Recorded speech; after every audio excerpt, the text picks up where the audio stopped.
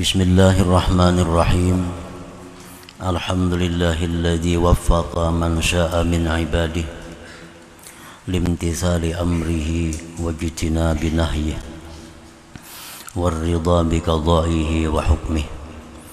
Ashhadu an la ilaha illallah wahdahu la syarika lahu fi mulkihi wa milkihi wa ashhadu anna sayyidana Muhammadan abduhu wa rasuluhu wa khiratu khalqihi. Sallallahu wa sallam ala safiyyihi wa habibihi sayyidina wa maulana Muhammadin imami anbiya'ihi wa rusulihi wa ala alihi wa sahbihi wa junudihi wa atba'ihi wa dhurriyyatihi salatan wa salaman daimaini mutalazimaini ila yaumi liqa'ih. Amma ba'du. Yang kita hormati, kita cintai para habaib dan para alim ulama, para muhibbin, hadirin hadirat rahimakumullah. Alhamdulillah, puji syukur yang sebesar-besarnya kehadirat Allah Subhanahu wa ta'ala, yang mana pada malam ini Allah Subhanahu wa ta'ala mengumpulkan kita di majelis yang penuh berkah dan rahmat ini. Salawat dan salam keharibaan junjungan kita, kekasih Allah Nabi besar Muhammad sallallahu alaihi wasallam dan seluruh keluarga, para sahabat, zurriyat dan pengikut beliau sampai hari akhir. Para muhibbin rahimakumullah, al-hikmatus sabi'ah ba'dal mi'ah minal hikamil ata'iyah. Qala al-imam Ahmad ibnu Athaillah Sakandari rahimahullah wa nafa'ana bi'ulumihi wa asrarih. Hikmah yang ke-107 dari Al-Hikam, berkata Imam Ahmad ibnu Athaillah Sakandari, mata ja'alaka fi zahir mumtasilan li amrih wa razaqaka fil batin al-istislama li qahri faqad a'zamal minnata alaik.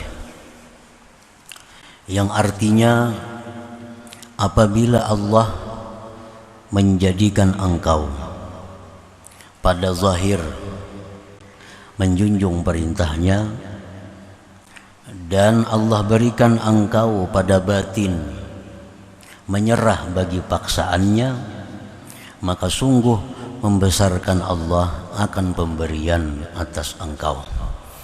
Itulah terjemah yang ke-107 ini.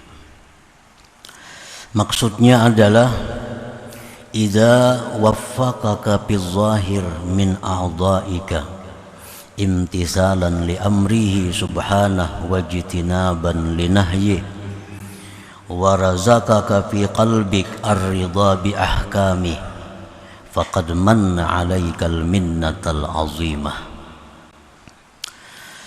Apabila Allah Subhanahu wa ta'ala memberikan taufik kepada engkau, maksud memberikan taufik itu memudahkan, memuluskan. Bila Allah memudahkan engkau pada zahir dari anggota-anggota engkau, mata, telinga, mulut, hidung, kaki, tangan, menjunjung bagi perintahnya Subhanahu wa ta'ala, menjauhi bagi yang dilarangnya. Jadi Allah mudahkan semua anggota ini untuk menjunjung perintah Allah. Tidak ada halangan untuk taat kepada Allah, baik lewat mata, telinga, mulut. Urusan taat mudah. Nah, urusan-urusan yang dilarang Allah mudah menjauhinya. Apabila Allah berbuat demikian kepada kita, dimudahkan taat, dimudahkan menjauhi maksiat, ditambah lagi Allah berikan di dalam hati kita ridha dengan hukum-hukum Allah, maka sungguh Allah telah memberikan nikmat yang besar atas engkau. Bahkan huwa min a'zamin ni'am, bahkan itu adalah termasuk paling besar nikmat yang diberikan Allah kepada kita. Orang-orang yang tidak ada halangan untuk berbuat taat, tidak ada susah payah meninggalkan maksiat, ditambah lagi hatinya diisi oleh Allah dengan ridha terhadap apa yang diputuskan Allah. Bila kita sudah mampu demikian, berarti kita mendapat anugerah agung dari Allah, anugerah yang sangat besar kita terima dari Allah Subhanahu wa ta'ala. Para muhibbin rahimakumullah, di mana nikmatnya itu dikatakan agung, di mana nikmat yang demikian tadi dikatakan besar. Nah, nikmatnya itu haitsu jama'a laka baina ubudiyyatil zahir wa ubudiyyatil batin. Sekira-kira Allah menghimpunkan bagi engkau antara ubudiyah yang zahir dan ubudiyah yang batin. Nah, jadi artinya kita ini sudah zahir batin jadi hamba Allah. Bila mana anggota zahir ini selalu taat kepada Allah, selalu menjauhi yang dilarang Allah, maka anggota zahir kita ini sudah jadi hamba Allah. Nah, bila mana batin kita ini ridha dengan yang ditetapkan Allah, maka batin kita pun sudah jadi hamba Allah. Jadi lengkap sudah kita, hamba Allah zahir dan batin. Ini sudah manusia yang sempurna. Para muhibbin rahimakumullah, alladzi bihi masirta abdan haqiqiyan lillah rabbil alamin, yang dengan dua itu, yang dengan dua tadi engkau menjadi hamba Allah yang sebenarnya, menjadi hamba Allah yang sebenarnya. Para muhibbin rahimakumullah, orang-orang yang seperti ini bukan tidak mungkin berbuat dosa. Orang yang sudah menjadi hamba Allah zahir batin ini bukan tidak mungkin melakukan maksiat, sebab mereka itu tidak maksum. Mereka tidak maksumin, mereka bukan nabi rasul, tetapi mereka yang sudah jadi hamba Allah zahir batin ini, bila berbuat maksiat, mereka cepat tobat kepada Allah Subhanahu wa ta'ala. Nah, itu artinya mereka ini sudah mahfuzin. Mahfuzin itu untuk golongan orang seperti ini. Begitu berbuat dosa, mereka cepat untuk tobat kepada Allah. Kalau mereka kuat berbuat dosa, tobat mereka lebih kuat daripada berbuat maksiat mereka. Nah, para muhibbin rahimakumullah, jadi jangan dipaham, jangan diartikan bahwa orang yang sudah sedemikian kada berbuat dosa, bukan demikian. Mereka mungkin berbuat dosa, bisa berbuat dosa. Seperti Imam Junaid al-Baghdadi berkata, beliau ditanya oleh orang, ayaznil arif billah, wahai Junaid al-Baghdadi, apakah mau berzina orang yang sudah ma'rifat kepada Allah itu? Ayaznil arif, apakah bisa berzina orang yang sudah ma'rifat? Imam Junaid menjawab, beliau mengatakan bahwa ma qaddarallah kan, sesuatu yang ditakdirkan Allah terjadi. Wa kana amrullah, itu adalah perkara Allah makdura. Jadi artinya orang yang arif billah, orang yang ahli ma'rifat, mereka bukan tidak mungkin berbuat dosa. Tetapi kalau mereka itu berbuat dosa, cepat kembali kepada Allah, dan lebih daripada perbuatan maksiatnya itu tobat mereka. Nah, para muhibbin rahimakumullah, yang dihindari oleh mereka ini adalah al-israr alal maksiat. Nah, mereka tidak akan mungkin mengekali dosa. Misalnya orang yang ahli takwa, penjudi, penjina, peminum, pendusta, nah itu kada bisa. Tapi kalau sekali-sekali terjadi dosa kepada mereka, itu bisa terjadi. Tetapi mereka cepat tobat mereka kepada Allah Subhanahu wa ta'ala. Para muhibbin rahimakumullah, zakara al-imam fi hadhihi al-hikmah wasfaini min awsafil ubudiyah.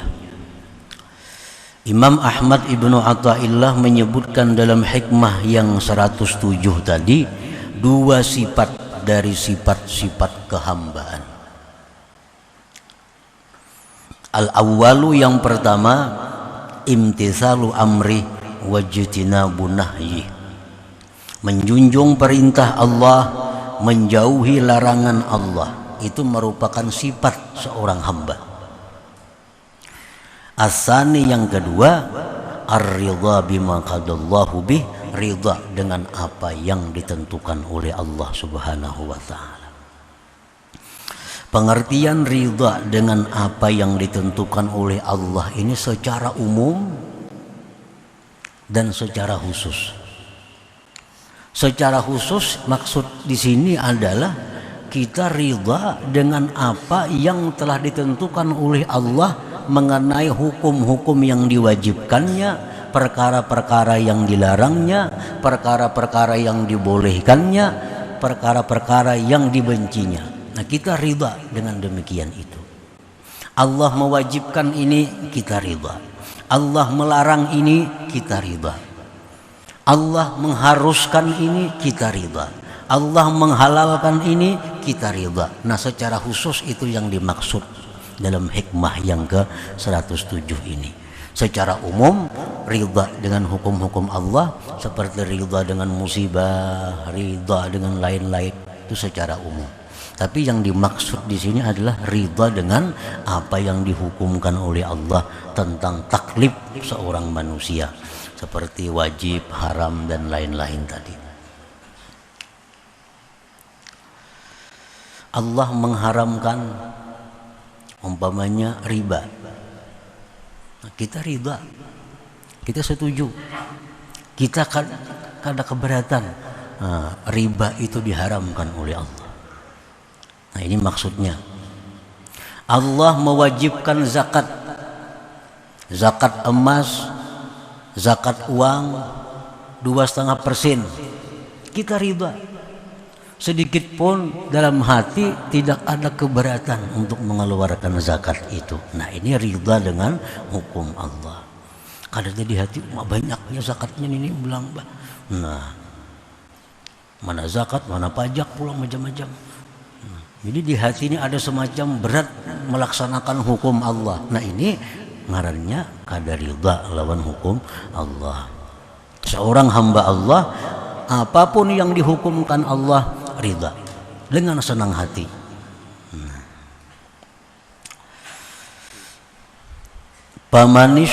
Pamanim tasala awamirah wajtanaba nawahiyah walakin lam yarda bihukmillah fahuwa min jumlatil munafiqin alladzina tajammalu linnas bi zawahiril islam wa qulubuhum sakhitah lam tarda bidzalik. Barang siapa yang menjunjung perintah-perintah Allah, orangnya sembahyang, puasa, zakat, haji, silaturahim, wajtanaba nawahiyah, dan dia menjauhi yang dilarang Allah. Dia jauhi zina, dia jauhi riba, dia jauhi qat'ur rahim, memutus silaturahim, segala maksiat dijauhinya. Tetapi dia tidak ridha dengan hukum Allah itu. Inya sembahyang, hatinya ini sangkal sembahyang ini sebenarnya. Inya berzakat, hatinya ini kada pelong mengeluarkan zakat itu. Hatinya membantu orang tak paksa.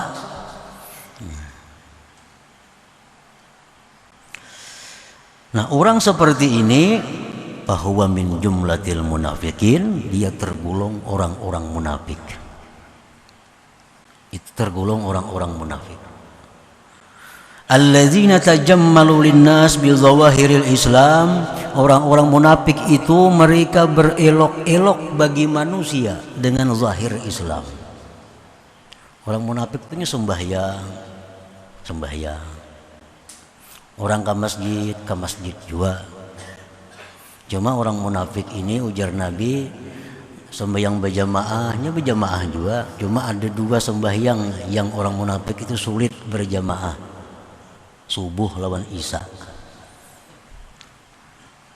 Orang munafik tuh berat untuk sembahyang subuh tuh berjamaah lawan sembahyang Isya.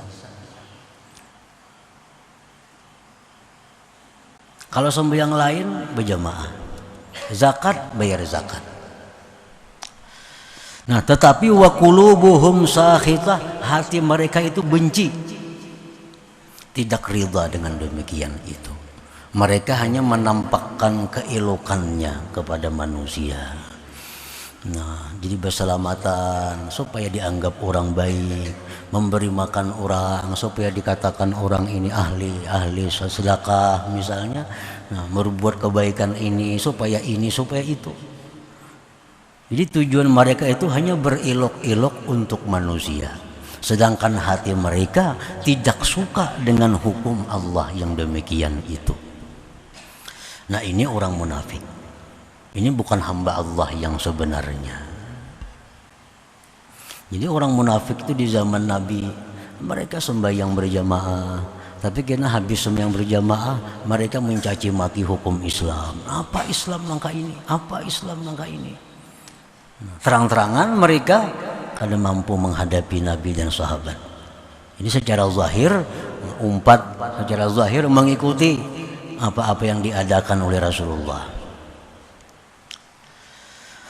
Nah, para muhibbin rahimakumullah, qala Allah Ta'ala fi haqqihim, Allah berfirman tentang orang munafik, innal munafiqin fid darkil asfal minan nar. Orang-orang munafik itu, sesungguhnya orang-orang munafik itu pada dasar yang paling bawah dari neraka mereka itu. Orang yang bayar zakat tapi tidak ridha hatinya. Orang yang sembahyang tapi tidak ridha hatinya dengan kewajibannya. Ini orang munafik. Dan orang munafik ini diancam oleh Allah, innal munafiqin fid darkil asfal minan nar. Orang munafik itu di dasar yang paling bawah daripada neraka jahanam, lebih berat daripada Yahudi, lebih berat daripada Nasrani. Di dalam kitab tafsir Al-Qurtubi disebutkan bahwa neraka itu ada 7 lapis. Nah, ada sirat, titian. Nah, sesudah manusia ditimbang amal, mereka akan melewati titian yang disebut dengan sirat. Di bawah sirat itu lapisan neraka yang paling atas disebut dengan Jahannam. Nah, Jahannam ini penghuninya adalah Muhammadiyun al-asun, umat Nabi Muhammad sallallahu alaihi wasallam yang ahli maksiat, yang tidak diampuni oleh Allah dosanya. Jadi begitu umat Nabi Muhammad yang ahli maksiat ini gugur dari titian, itu langsung ke permukaan neraka Jahannam. Nah, di bawah neraka Jahannam itu ada lagi Laza, nama neraka nih. Artinya begitu terjun dari sirat, ini orang kada singgah di Jahannam, turun lagi ke bawah. Nah, ada neraka yang namanya Laza. Nah, sesudah Laza di lapisan bawah yang ketiga ada lagi neraka yang namanya itu Hutamah. Wa ma adraka mal hutamah. Nah, ini jauh ke bawah lagi nih. Lapisan yang keempat di bawah lagi ada neraka yang namanya sa'ir. Yang kelima di bawahnya lagi ada neraka yang namanya sakar.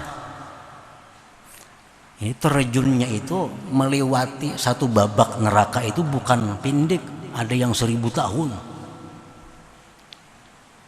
Ada sampai 60.000 tahun. Nah, lapisan yang keenam ada neraka yang namanya jahim. Yang paling bawah neraka itu adalah neraka yang namanya hawiyah. Nah, inilah tempatnya orang-orang munafik ini. Orang yang hanya pada zahirnya menampakkan Islam, tetapi hatinya tidak ridha dengan Allah dan hukum-hukum Allah Subhanahu wa ta'ala. Nah, para muhibbin rahimakumullah. Jadi orang munafik ini semua ditamuinya neraka jahanam dirasainya, apalagi lazat dirasainya, sakar dirasainya, sampai diam kayaknya di bawah sama sekali daripada neraka itu. Nauzubillah min zalik. Nah, orang yang melakukan perintah Allah, menjauhi larangan Allah, tetapi hatinya tidak ridha dengan demikian, termasuk golongan orang-orang munafikin. Wa manidda'ar ridha billah wa bihukmillah. Dan orang yang mengaku ridha dengan Allah, mengaku ridha dengan hukum Allah, walam yamtasil awamirah, tetapi tidak menjunjung perintah Allah, walam yajtanib nawahiyah, tidak menjauhi yang dilarang Allah. Ini orang ini mengaku ridha dengan Allah. Raditu billahi rabba, aku ridha Allah itu Tuhanku. Nah, di mulutnya mengaku Allah ridha sebagai Tuhannya, ridha dengan hukum-hukum Allah, tetapi tidak menjunjung perintah Allah. Sembahyang maka kada, puasa kada, walam yajtanib nawahiyah, dan tidak menjauhi yang dilarang Allah. Fahuwa min jumlatil kadzibin 'ala Allah subhanahu, maka mereka itu termasuk orang-orang yang mendustai Allah subhanahu wa ta'ala. Mendustai Allah. Bapak ada setuju nyatanya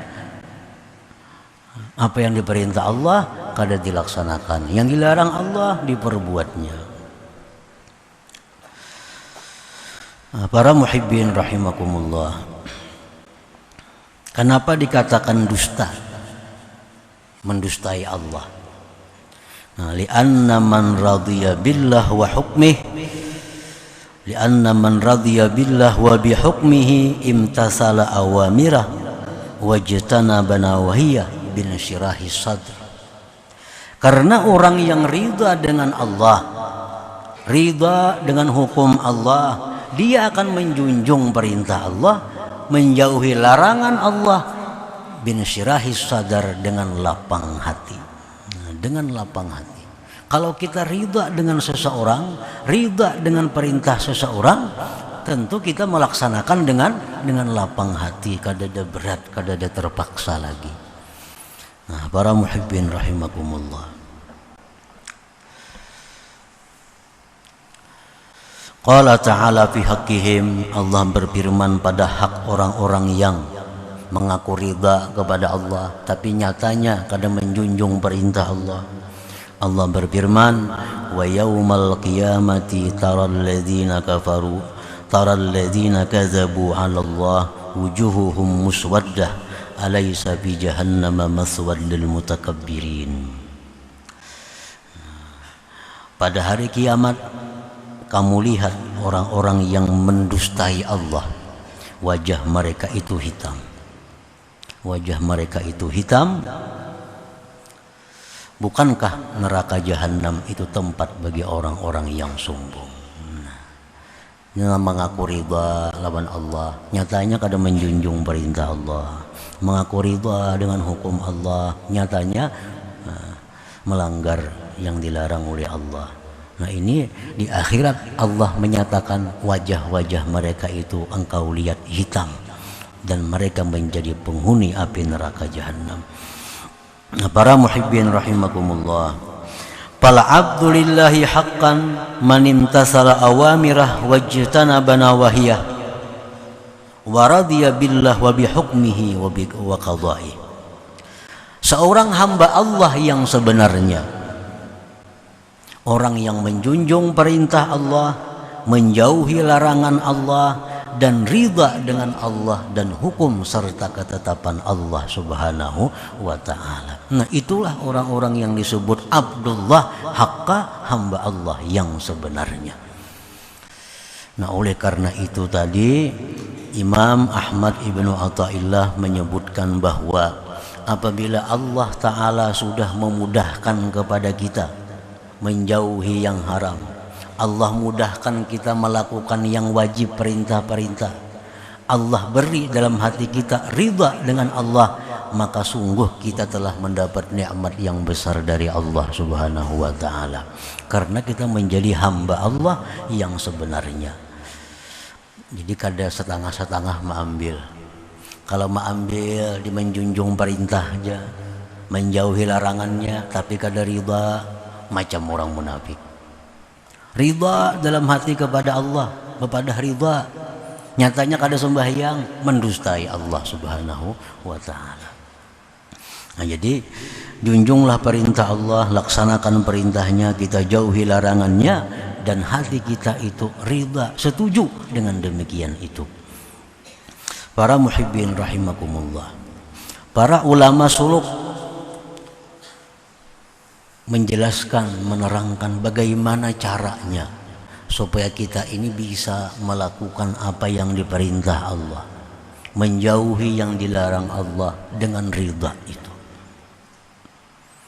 Nah, mereka berkata salah satu caranya adalah meyakini di dalam hati, seyakin-yakinnya bahwa apa yang Allah perintahkan kepada kita itu pasti membawa kebaikan untuk kita dunia dan akhirat.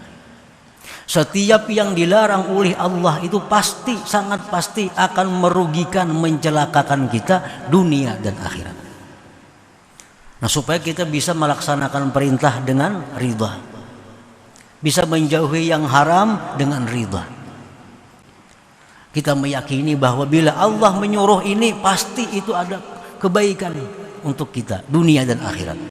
Bila Allah melarang ini, pasti dalamnya ada racun, dalamnya ada bahaya untuk kita dunia dan akhirat. Nah, para muhibbin rahimakumullah, kita ambil contoh satu, misalnya sembahyang, salat. Allah memerintahkan kita sembahyang ini 5 kali sehari.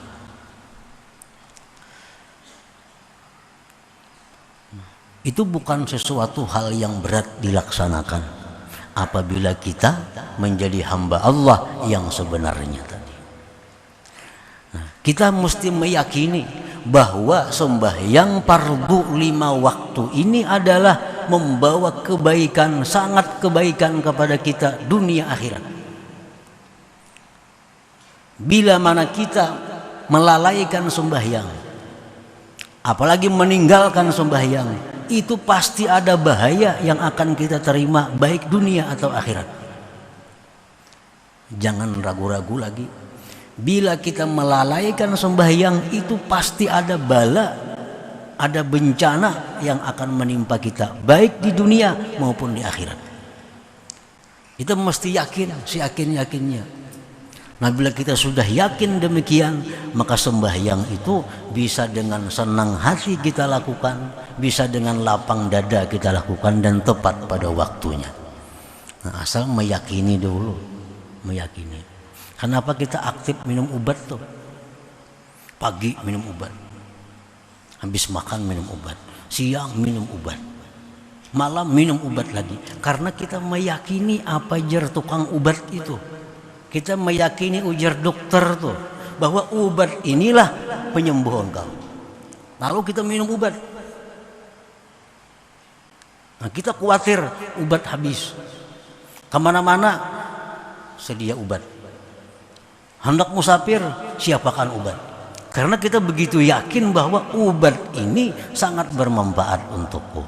Nah, andai kata kita meyakini sembahyang seperti meyakini obat itu, niscaya sembahyang kita tepat waktu. Niscaya sembahyang dengan lapang, dengan tenang, dengan senang hati. Kita minum obat terpaksa, kada terpaksa minum obat, bahkan bayar. Kenapa? Karena kita meyakini sembahyang gratis. Sembahyang gratis. Kenapa kita malas? Kenapa kita di luar waktu? Karena keyakinan kita kurang terhadap sembahyang itu. Nah, itu contoh. Jadi bahwa setiap yang diperintah Allah pasti membawa kebaikan, membawa ketenangan, membawa kebahagiaanku dunia dan akhirat. Dan bila mana yang dilarang oleh Allah itu pasti sudah akan membawa celaka, akan membawa binasa. Nah, jadi bila yakin itu, kita kada sulit meninggalkan riba, meninggalkan zina, meninggalkan macam-macam hal yang haram, karena kita yakin bahwa ini akan membawa bencana kepada kita. Nah, para muhibbin rahimakumullah. Nah, itulah kurang lebihnya hikmah yang ke 107 ini. Selanjutnya hikmah yang ke 108. Ila hadratin Nabi sallallahu alaihi wasallam al-Fatihah. A'udzubillahi minasyaitonir rajim. Bismillahirrahmanirrahim. Iyyaka na'budu wa nasta'inu shiratal mustaqim shiratal ladzina an'amta 'alaihim ghairil maghdubi 'alaihim.